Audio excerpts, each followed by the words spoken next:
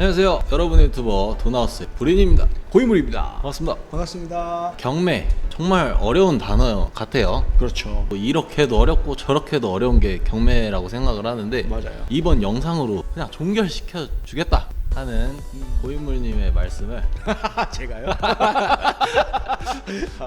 그렇구나. 제가 그랬구나. 전 빠지겠습니다.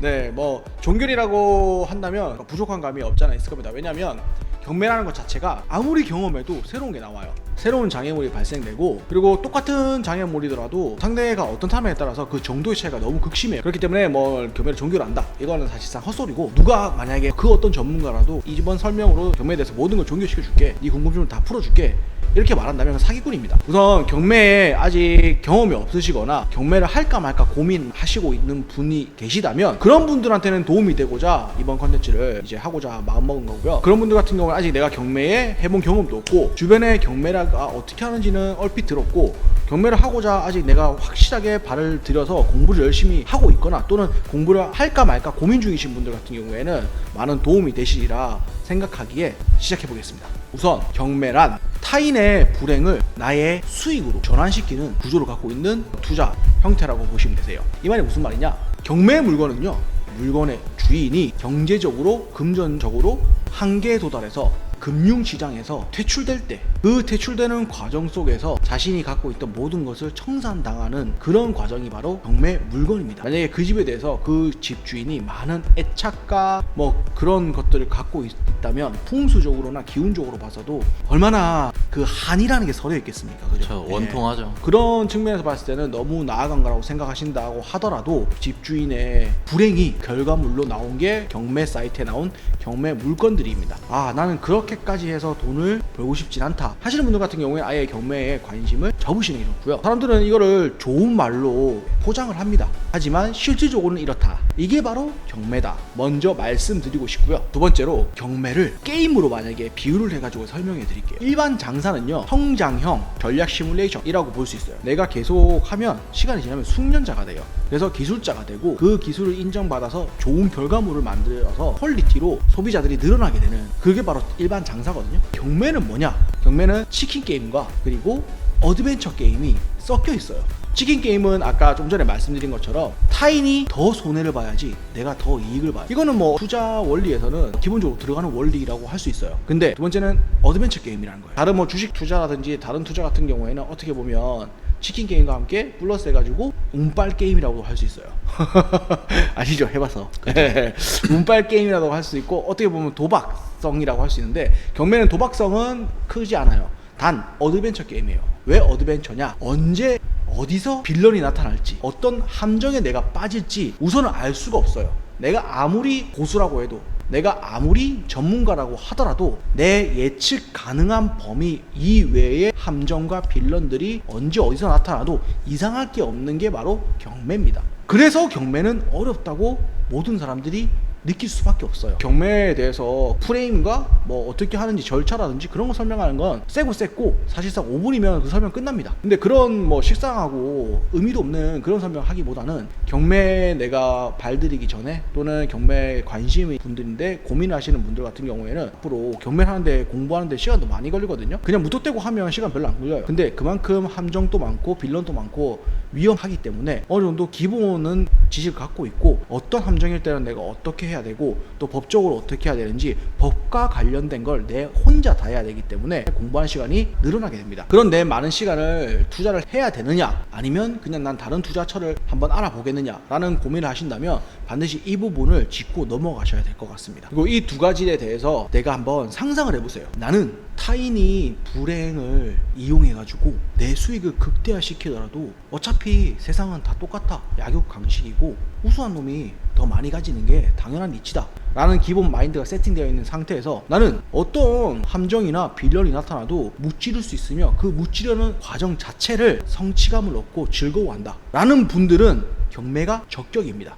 경매는 다른 투자에 비해서 도박성이나 그런 복불복 그 요소가 굉장히 낮아요. 냉정하고 철저하고 치밀한 사람이 성공할 확률이 높아요. 두 가지를 한번 상상해 봤을 때 내가 이걸 하면서 어떤 보람을 느껴서 어떤 성취감을 느껴서 행복과 함께 수익도 거두느냐, 그럴 수 있느냐 없느냐를 먼저 판단해 보시고 나서 그 다음에 경매 공부에 발을 들이시는 게 좋을 것 같아서 이 어려운 경매란 무엇인가 제가 말씀드리고자 이렇게 설명을 드린 겁니다. 이런 것도 난 상관없다 하시는 분들 같은 경우에는 우선은 경매에 대해서 제가 간략하게 절차에 대해서 설명해 드릴게요. 우선 경매라는 건 금융시장에서 내가 더 이상 내 채무에 대한 변제를 할 수 없는 상황이 되었을 때 내 명의로 되어 있는 모든 재산들이 채무, 채권 정리 절차에 들어갑니다. 그럴 경우에 부동산 같은 경우에는 경매에 나옵니다. 그거를 갖고 갈 수 없기 때문에 채권자가 채무자의 재산을 갖고 갈 때 갖고 갈 수 있는 물건은 다 갖고 갑니다. 그걸 유동자산이라고 합니다. 근데 유동자산은 다 갖고 가더라도 움직일 수 없는 부동자산 같은 경우에는 그 대표적인 부동산이죠. 그런 경우를 갖고 갈 수 없기 때문에 현금화 시키는 과정이 바로 경매라고 합니다. 물론 경매에는 부동산만 있는 게 아닙니다.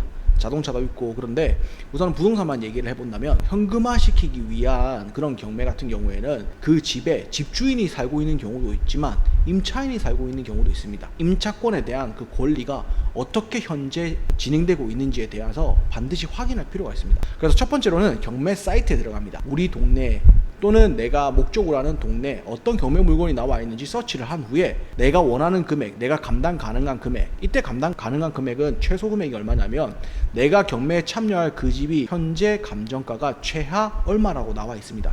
최하 이 금액은 써야 된다 라고 나와 있는 최하 금액이 있습니다. 그 최하 금액에 대해서 10%의 현금은 무조건 갖고 있어야 됩니다. 경매를 신청할 때 얼마에 이 집을 사겠다라고 금액은 내가 정할 수 있습니다. 하지만 그 정한 금액의 10%는 반드시 현금을 법원에 제출해야 됩니다. 카드 계좌이체 안 됩니다. 은행에서 현금을 찾아가지고 봉투에 넣어서 내야 됩니다. 금액이 달라져도 내가 낙찰을 받더라도 취소됩니다. 내가 적을 금액 있죠?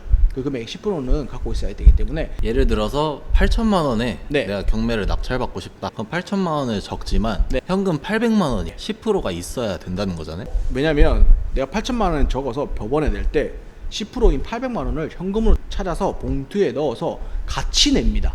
그러고 나서 1시간 안에 제일 높은 금액을 적은 사람이 낙찰을 받게 되는데 1등, 2등, 3등, 4등 쭉 나옵니다. 1등 외에 모든 사람들은 자기 이름 불리면 나가서 자기가 냈던 돈을 다시 받아서 나옵니다. 유찰된 사람들은. 낙찰된 사람들만 낙찰권 증을 받아서 나오면 나머지 90%는 한 달 안에 다 잔금을 치르면 소유권을 가져올 수 있게 되는 거죠. 그 금액이 준비된 상태에서 내가 가용 가능한 금액 한도 내에서 사이트에서 집을 검색합니다. 그 집에 대해서 나옵니다. 근데 경매는 단점이 뭐냐면 그 집 내부를 들어가서 볼 수가 없습니다. 부동산에 가면 내가 원하는 집을 찾기 위해서 그 집이 진짜 내가 원하는 집인지 아닌지 확인하기 위해서 그 집 내부에 들어가서 그 집을 볼 수 있잖아요. 그리고 확인을 하고 계약을 해야지 정상 계약이 됩니다. 확인하지 않고 계약한다면 그 계약은 무효화할 수 있습니다. 하지만 경매는 확인은커녕 집 초인종 누르는 것도 조심스러워야 됩니다. 잘못 눌렀다가는 요거도 먹을 수 있습니다. 남의 불행을 내 수익으로 거두려는 사람들이 난 지금 세상에서 가장 불행하다고 느끼며 내 앞날이 막막한데 초인종 눌러서 나 당신 불행을 이용해서 내 수익을 거둘 거야, 거기에 협조 좀 해줘 라고 하면 어떤 마음이 들까요? 안 좋아하겠죠, 당연히. 네, 안 좋아하는 정도가 아니라 본인이 할 수 없었던 분풀이를 그 사람에게 하게 될 수도 있어요. 말은 가볍게 하지만 진지하고 심각한 거거든요. 그런 사람들과 대화도 해보고 지인 중에 그런 사람 있어봤고 하다 보니까 그게 우리가 생각하는 것만큼 그렇게 간단하고 당연한 게 아니더라고요. 나라가 만들어 놓은 법 테두리 안에서 금융회사들이 만들어 놓은 프레임 속에서는 당연하게 될지언정 사람 살아가는 세상에서는 그게 당연한 게 아니더라고요. 그런 사람들을 상대를 해야 된다는 점, 그거는 반드시 숙지를 하셔야 되고요. 그렇게 해서 집을 볼 수 없는 상태에서 내가 그 집에 대한 가치를 스스로 매겨야 돼요. 또 한 가지는 경매와 관련돼 가지고 좀 조언이라든지 도움을 얻기 위해 그 경매 물건 인근 부동산을 찾아가서 문의를 하잖아요. 부동산들도 문전박대합니다. 도의적이나 인간적인 문제라 그래서가 아니라 경제 원리에 의해서 부동산들한테는 단 1원의 이득이 없어요. 도와줄 이유가 없어요. 그 집을 경매받아서 그 부동산에 내 집 좀 팔아주세요 하고 내놓는다면 나중에 부동산 또 이득을 취할 수 있겠죠. 하지만 경매를 아무나 받는 것도 아니고 부동산에 와서 물어볼 정도면 대부분이 초짜예요. 고수들은 부동산에 그런 식으로 안 물어봐요. 경매와 관련되지 않은 질문들을 해서 스스로 유추해내요. 나 경매에 물건 저 물건 지금 경매 나와서 알려주세요 라고 묻는 사람들은 열의 열은 초짜예요. 초짜들은 대부분 경매에 낙찰받을 확률이 굉장히 낮아요. 부동산들은 그걸 알고 있어요. 그렇기 때문에 부동산 도움을 받기도 힘드세요. 도움을 받으려면 다른 형식으로 물어봐야 돼요. 부동산 전화해서 제가 지금 이 동네에 얼마짜리 지금 사고 싶은데 집 지금 있을까요? 방 3개짜리 화장실 2개 몇 층인데 제가 지금 현금이 얼마 있는데 이거 얼마 정도면 매매 가능할까요? 이렇게 물어보던가, 반대로 내가 지금 경매 물건지 주소지를 말하면서 이 집 집주인인데 나 이 집 지금 얼마에 내놓고 싶은데 이 금액이면 팔릴까요? 이런 식으로 물어봐야지 부동산에서 협조적으로 나와요. 경매는 모든 과정이 진솔되고 인간적이지 못한 투자 기법이라 생각하시면 돼요. 거의 대부분을 아무도 나를 도와주지 않아요. 순수하게 협조해주지 않아요. 도움을 받으려면 속여야 돼요. 내 입장이나 내 목적이나 내가 이러는 이유를 다 거짓말을 해야 돼요. 그런 모든 것들이 자연스러우신 분들 같은 경우에는 경매를 하시면 꿀수익을 얻을 수도 있어요. 근데 그런 걸 선천적으로 잘 못하시고 양심의 가책을 느끼시거나 그러신 분들 같은 경우에는 굉장히 힘든 과정이 될 겁니다. 그리고 여기까지는 빙산의 일각입니다. 낙찰받고 나서가 더 힘듭니다. 이런저런 경매 이제 설명해주는 그런 분들을 통해 갖고 아마 찾아보면 굉장히 많을 건데, 우선적으로 힘든 이유는 그 집이 만약에 비어있는 집이라면 그렇게 힘들지 않아요. 근데 만약에 누군가가 살고 있는 집이라면 그때부터 악마와 전쟁이 시작될 수도 있어요. 물론 굉장히 양심적이고 모든 거 그래 살다 보면 이럴 수 있지 하시는 분이 살고 계시다면 법대로 네 알겠습니다, 저는 주법주의 정신이 투철한 평범하고 착한 시민이기 때문에 법대로 물러나겠습니다 한다면 아주 좋죠. 최고죠. 근데 보통 보면 갈 때까지 가서 악밖에 안 남은 사람들이 아직도 살고 있는 경우가 많아요. 왜냐면 내 집이 경매 나왔으면 일반적인 사람들은 어떻게 생각할까요?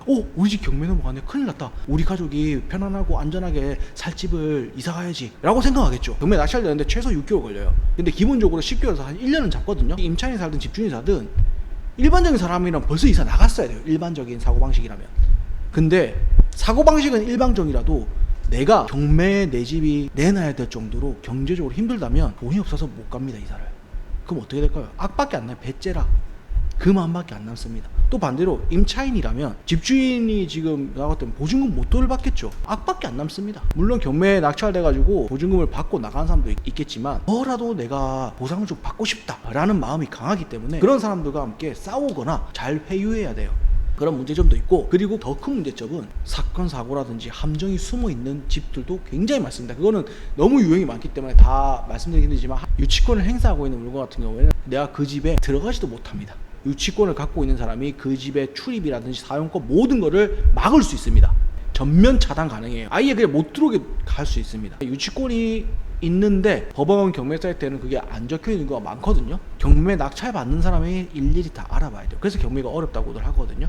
또는 불법 건축물 2-3년 밀려있는 관리비가 수백만 원이 갑자기 툭 튀어나온다든가, 또는 상하수다가 아주 터져갖고 집안에 물바다가 돼 있어갖고 아주 그냥 곰팡이로 바닥 재가 뭘로 썼는지도 모를 정도로 뒤덮여 있다든가, 그런 함정들이 곳곳에서 언제 어떻게 나와도 이상한 게 아무것도 없는 그런 게 바로 경매 물건이기 때문에 그런 문제를 하나하나 해결하고 그게 즐거운 사람들, 그런 분들 외에는 웬만하면 경매보다는 다른 투자처를 이제 생각해 보시는 게 좋지 않을까 싶습니다. 부동산 경매에 대해서 일단 뭐 시작하는 방법과 경매가 진짜 뭔지, 그 경매 속에는 어떠한 사람들이 있는지, 경매를 돈 벌고 싶은 수단으로 이용을 하지만 그 속에는 아픔을 이용해서 돈을 벌 수밖에 없는 게 경매이기 때문에, 왜냐면 결국 이득 보는 집단은 금융기관밖에 없어요. 못 받을 돈을 조금이라도 받을 수 있는 집단은 채권자, 물론 개인이 될 수도 있겠지만 대부분이 금융기관이거든요.